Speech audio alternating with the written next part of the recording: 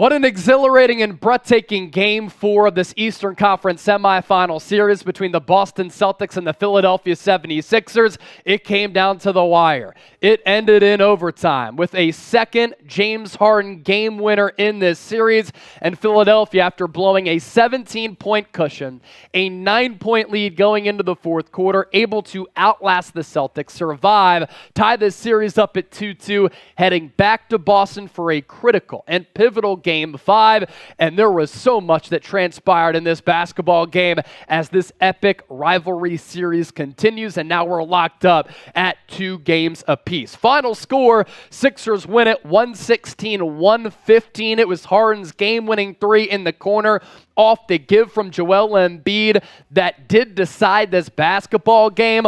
Harden was spectacular, pouring in 42 points, and really, what a polarizing player. In games 2 and 3 combined, Harden did not surpass 30 combined points. He pours in a game-high 42 points here in a must-win game for Philadelphia, because you think about it, if the Sixers lose this game, they fall down 3-1 against arguably the most talented team in the NBA.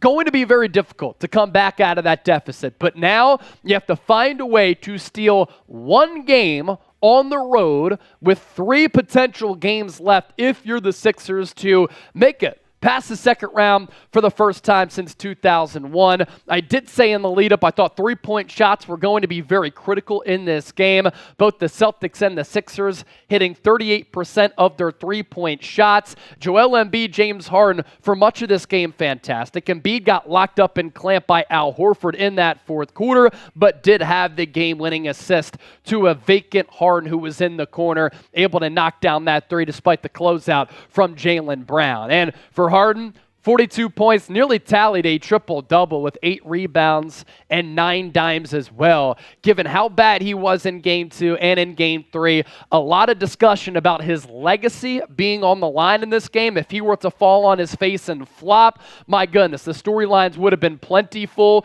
Would his exit from Philadelphia have been inevitable? Now it lives on another day. I do think that if the Sixers do not beat Boston, there could be some changes made. Maybe Doc Rivers is let go. Maybe James Harden is not brought back, but that conversation going to be held off for a little while longer. 6 of 9 from 3 from the beard, and Rolly, just a classic James Harden game. What a development that a playoff player who has come up short in a lot of playoff games, he's been clutch in this series. Yeah, James Harden turned back the clock in this one, and he really looked like himself in the prime days when he was averaging 35 for a whole month for Houston. He was unbelievable off the dribble. He was breaking down his mans in one-on-one situations, getting to the cup, and then if he drew defenders, kicking it out, getting his teammates open looks. But when he had to, down the stretch, he iso-balled, got a help from Embiid on a nice kick out, hit the corner 3 to give the Sixers the lead. Harden, unbelievable. You mentioned the dialogue that would have been started around him if he did not show up.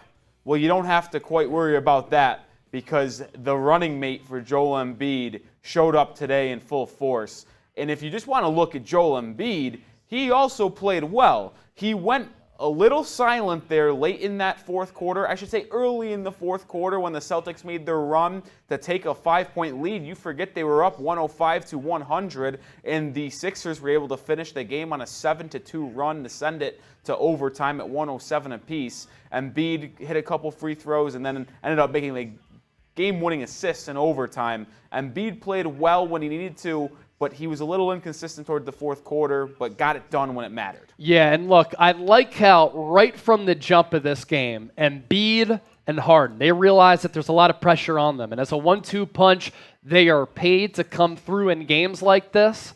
They are looking to exercise some of their playoff demons individually. Embiid has never made it out of the second round. Harden, of course, has had some playoff no-shows, and right from the start of this game, I thought they took control of it. They were aggressive. They were running some two-man action, and that allowed Embiid and Harden to get to the 10 with a little bit of momentum. There was some action that they worked off of that. I was a little bit concerned because Embiid has struggled late in playoff games that he was getting clamped by Al Horford, and Horford certainly had the edge there. It's a guy who sometimes does not back down to the physicality of Embiid. So even though Embiid did struggle and Horford did play really well, 34 points, 13 rebounds, 11 of 26 from the field for Joel Embiid, did have a couple of critical junctures in this game. Now with that, let's ask you this here. Who was the MVP of Game 4? If it's anything or anybody but James Harden, that answer, it is wrong. 42 points when the Sixers desperately needed it,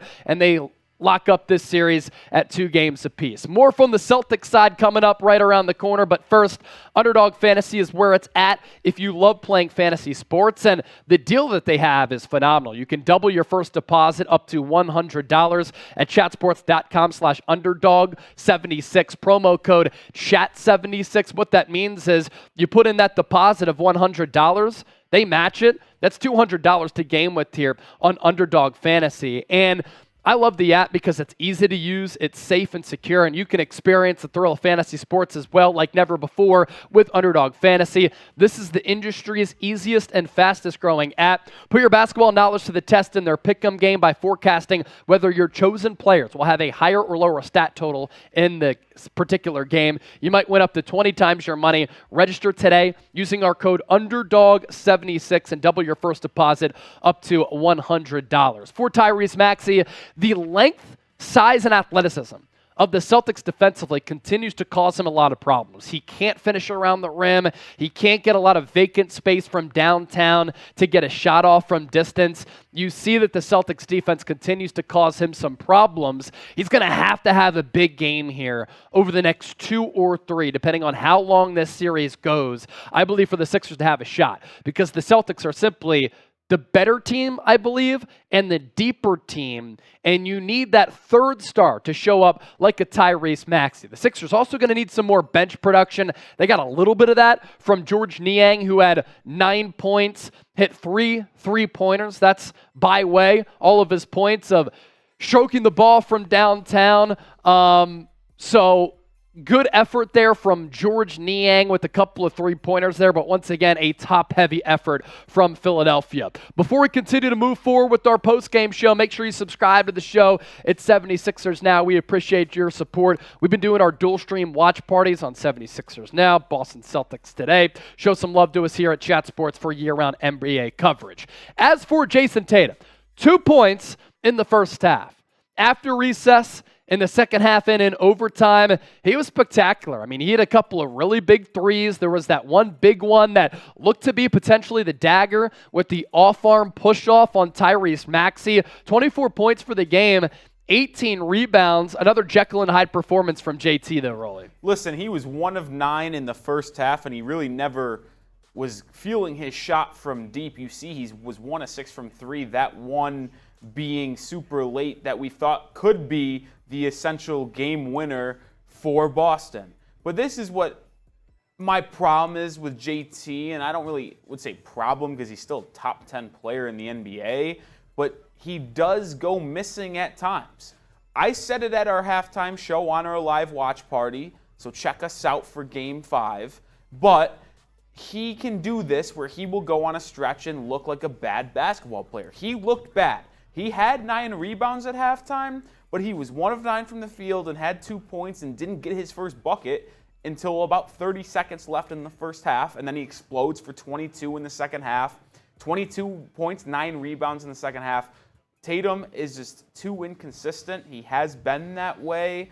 And listen, the Celtics still could have won this game, and you can argue, I wouldn't say should have, but with the way they were up 5 with a minute and a half to go, they probably would have expected to close that one out, and I'm talking pure regulation.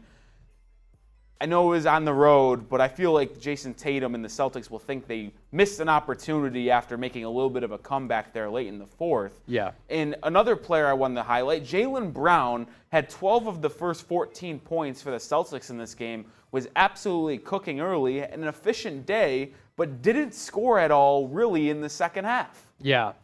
It's odd, man. Like, both with Jason Tatum and Jaylen Brown, they'll go on these hot streaks where they will really carry the team offensively, and then they'll go on these lulls where they kind of disappoint.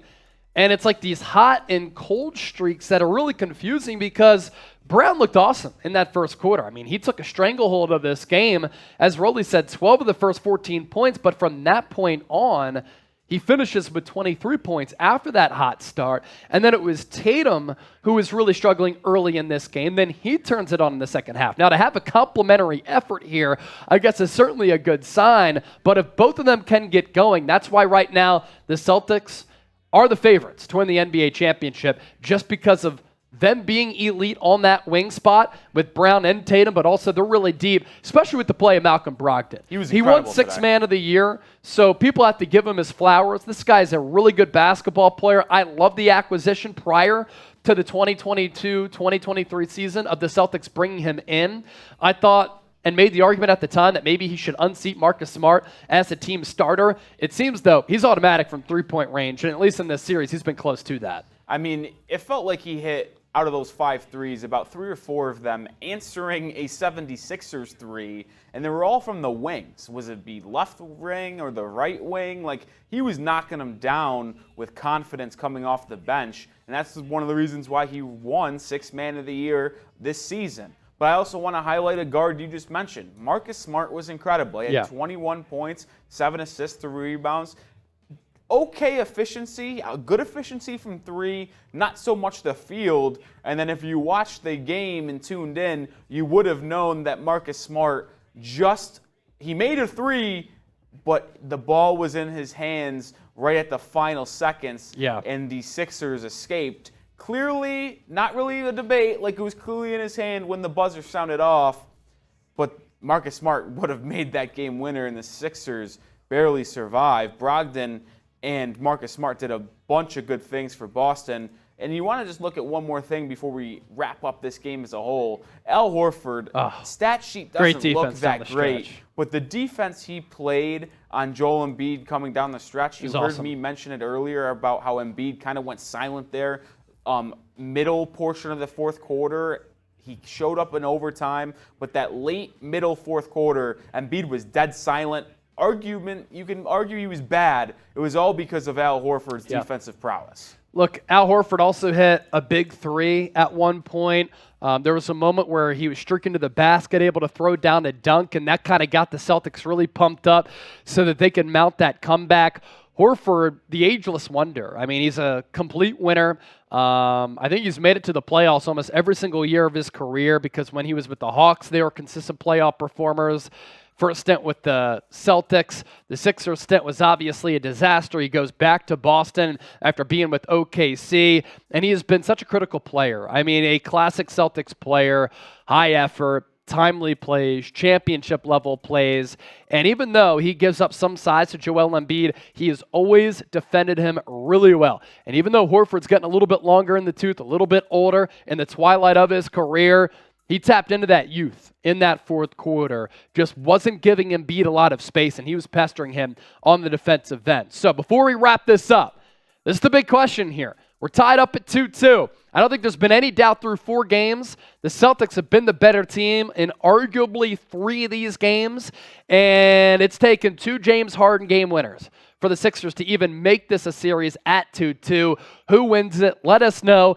Don't forget to subscribe. We're going to continue to be doing watch parties here on the show. 76ers now. Boston Celtics today. The rivalries clash on the floor. The rivalries clash here inside the walls here at Chat Sports. And if you want to give me a follow on Twitter and Instagram to chop it up with me, you can find me on there at Chase_Senior. Same handle on both social media platforms. Appreciate all of y'all for watching our post-game show, and we'll catch you next time here.